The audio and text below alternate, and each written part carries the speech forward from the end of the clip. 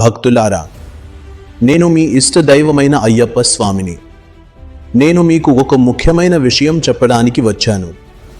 భక్తితో వినండి. ఇప్పటి వరకు శబరిమలలో నా దీక్ష చేసి ఇరుముడి కట్టుకుని వచ్చిన స్వాములకు మాత్రమే నేను దర్శనం ఇచ్చాను. కానీ ఇప్పుడు నా కృప అందరికీ అందాలని నేను ఆలోచించాను.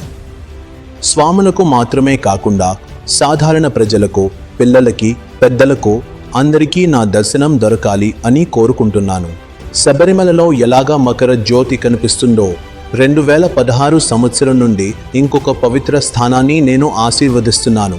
అది జక్కంపూడి గ్రామంలో ఉన్న ధర్మశాస్త్ర అయ్యప్ప స్వామి దేవాలయం మీ విజయవాడకి దగ్గర 8 కిలోమీటర్లు దూరంలో. ఇప్పటి వరకు శబరిమల మకర సంక్రాంతి రోజు శబరిమలలో మకర జ్యోతి వెలిగించే అదే సమయంలో ఆ దేవాలయం ఎదురుగా ఉన్న స్వయంభూ అభయ ఆంజనేయ స్వామి కొండపైన నేను జ్యోతి రూపంలో దర్శనం ఇస్తుంటాను. భక్తులారా, మీ కుటుంబంతో, పిల్లలతో, పాపలతో నా దర్శనం కోసం రండి.